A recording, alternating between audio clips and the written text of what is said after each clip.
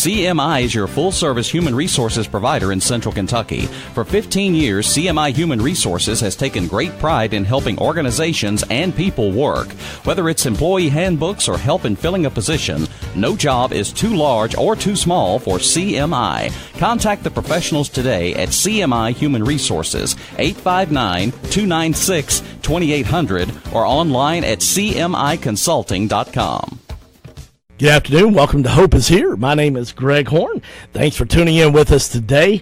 We're continuing a conversation about a study that I did about 15 years ago called An Ordinary Day with Jesus by John Ortberg.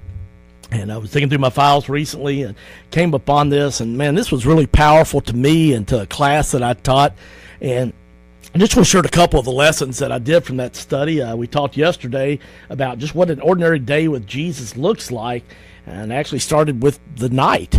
And if you didn't hear that, I would encourage you to go to our podcast. You can find those simply at our website, hopeishere.today.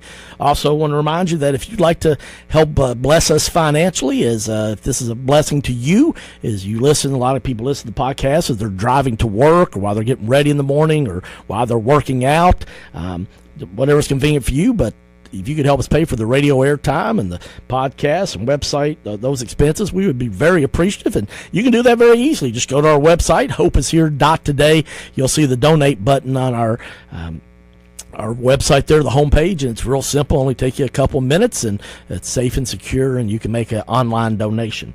Well, I want to continue the study in Ordinary Day with Jesus by John Ortberg, and I feel a little hypocritical in this one because I'm going to talk to you about the pace of your life. And so you're like, oh, goodness, Greg, you went to meddling now, man. This is supposed to be Hope is Here. Give me some encouragement. Now you're meddling, talking about pace of life. And I want to share some things. This is coming from John Ortberg, not me. John Ortberg used to be teaching pastor at Willow Creek Community Church, and now he is the lead pastor. I believe it's at a church in Menlo Park, California, near San Francisco. But he says that there's two big illusions with hurried sickness. And you're like, well, what's hurried sickness? And well, we all know what that is, that we're trying to do too many things at one time. We see people at the stoplight. I'll pick on the ladies since I'm safe and can't get hit here through the radio microphone, but they're trying to talk on their phone and put on makeup at the same time at the stoplight. And, we see people multitasking all the time, trying to eat, talk on the phone, and drive at lunchtime. I am guilty of doing that before. But, the two big illusions with hurried sickness that John Ortberg talks about, number one is that we say, someday things will settle down. Someday things are going to settle down. And you know what? Busy actually has to do with our outward condition, but hurry has to do with the state of our souls. Woo! That's good stuff right there now. If some of you dozed off, I'm going to repeat that again. John Ortberg says, busy has to do with our outward condition, but hurry has to do with the state of our souls. The second big illusion with hurried sickness, Ortberg says, is stuff. Someday more will be enough. If we can just accumulate more things, then we'll be happy and things will be good, and I'll slow down. I won't have to be in a hurry. Well, Ortberg says to be content is not to have all that you want, but to want only what you have. Love that quote. It says, to be content is not to have all you want, but to want only what you have. And for some of us right now, we're in the prison of want. Read a great chapter in a book by Max Lucado one time. The chapter is called The Prison of Want. And some of us are in the prison of want. We'll be happy because when we have a new car, or when we live in a different neighborhood, or when we're married, or when we have children, or when we have the corner office, or when we get over 1,000 followers on Twitter. I mean, the list goes on, or what are the things that are wants. And yet, John Ortberg is telling us to be content, it's not to have all you want, but to want only what you have. And for most of us listening, God has provided more than enough. Now, there's some that know they're struggling even to be able to have a roof over their head and food to eat and gas in their car. But the United States on a whole, everybody here is blessed and has those things. And some of us, maybe we are strained financially because maybe we're spending over what income we have this time, and we do have to just live on a lower level and maybe not have some of the expensive toys that the other people have. But that's okay. There's a God-sized shaped hole in all our hearts that only He can fill. And I want to encourage you today to look at your list of needs and your list of wants. And once again, I don't want to discourage you and say, well, man, I can't have nice things. Not saying that at all. God loves to bless His kids. But if you can't take care of the small amounts that God trusts you with, it says in the Bible that if we can't take care of the small things, He can't bless us with more things. And whether it's responsibility or financial resources, knowledge, just whatever it is. So I just want to encourage you to think about that. To be content is not to have all you want, but to want only what you have. And also the bottom line with pace of life and being hurried, it's the great enemy of spiritual life in our day. Now, when I studied that with this study, did it 15 years ago, I want you to think about the pace of our society now. With social media, everything is instant. I mean, it's unbelievable how information overload just over and over. But I do want to give you 5 ways that you can eliminate hurry in your life. If you got something to write with, I hope you'll write these down. If you're driving down the road, don't worry. You can get the podcast. You can get that at hopeishere.today and sit at home and get a cup of coffee and write these down. 5 ways to eliminate hurry. 1 is slowing down. And you're like, really? Yes. Intentionally slowing down. One of the things I remember my dad one time saying to me, he said, son, you seem like you're rushed all the time. Maybe you need to leave a little earlier so you don't have to drive so fast, and go to bed earlier, maybe get up earlier. And unfortunately, though I was in my 40s at the time, early 40s, he was right.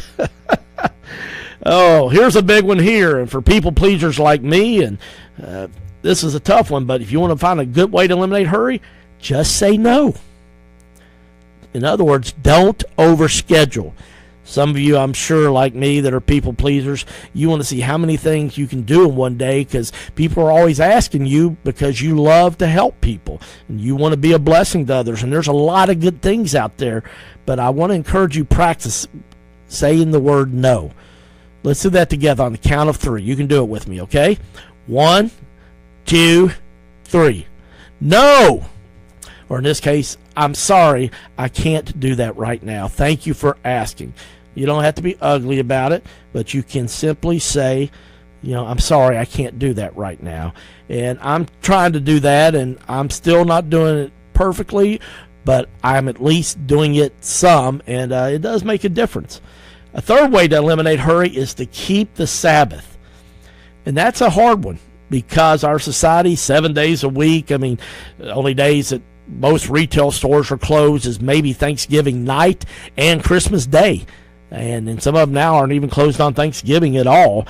And so things just don't slow down. But you know what? It doesn't have to be just a Sunday thing. In fact, the Sabbath actually was on a Saturday back in Jesus' day. But it's taking a day a week where you just slow down.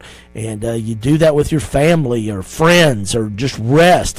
For single folks, I know sometimes they're like, well, it's tough with having a Sabbath. But schedule some stuff with people, but also schedule some downtime, something just to slow your mind, your body down. And you really got to do to keep the Sabbath. And as somebody a lot wiser than me told me one time, Greg, you're so busy, but if God created the world in 6 days and He took a rest and had a day of rest on the 7th, I think you can too, because I don't think you're running the world. Last time I checked, Greg, it's like, ouch. But you know what? They were right. All right, that's first 3 things I want to talk to you about how to eliminate hurry. 1, slow down. Just slow down. Psalm 46:10. Be still and know that He is God. Number 2, learn to say no, thank you. I'm sorry, I can't do that. Number 3, keep a Sabbath. Have discipline. Have advanced planning in doing that. Number 4, de-clutter. That's one I struggle with because I'm self-employed and I have a lot of irons in the fire, especially during basketball season. And a lot of projects going on, and I'm guilty of laying piles in different places in my house. And so declutter something that I need to work on. But man, nothing's better when I get those piles put up and organized and pick up those coats and the different things that those magazines and things that are laying on the tables or the floor maybe. And so declutter is another way to help eliminate hurry. And maybe that's not your thing. Maybe get a friend to help you. There's actually people that make a living helping people get organized. And last but not least, another way to eliminate hurry is to use your leisure time in life-giving ways. Maybe it's you go and serve at Dining with Dignity at Lighthouse Ministries one night a month. Or you find out if there's just something your church needs. There's all these great nonprofits in town.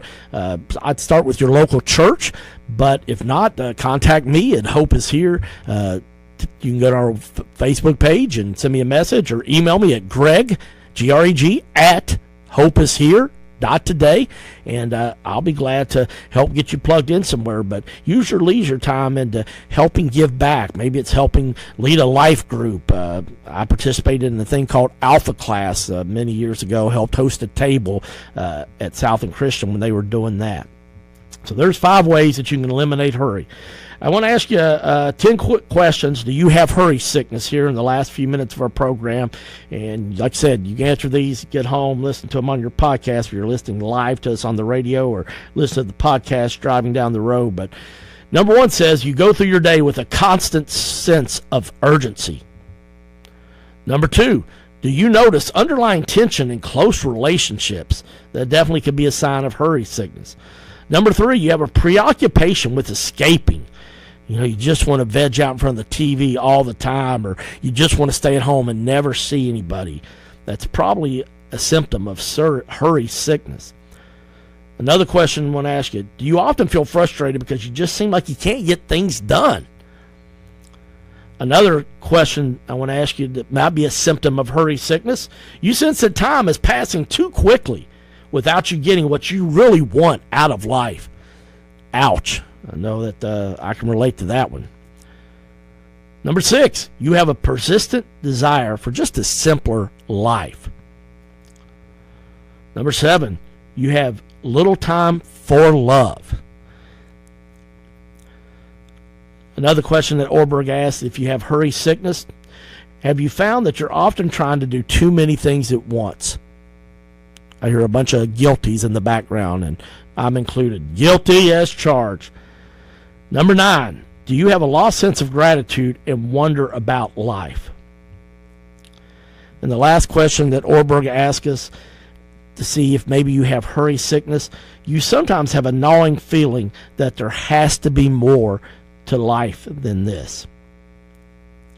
And, I'm not doing this for you to keep score, with saying how many questions. If you say, yes, that's me, or that's not all at all like me, or, sometimes that's me.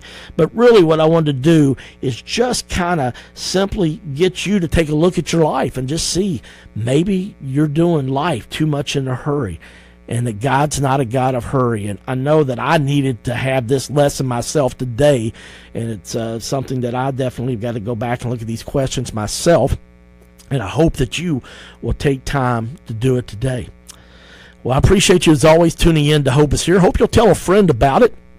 Maybe become a friend of ours on Facebook. It's at Hope Is Here, or follow us on Twitter at Hope Is Here LEX. That stands for Lexington, at Hope Is Here LEX. I'm Greg Horn. We'll see you tomorrow at 12:45 p.m. on Hope Is Here.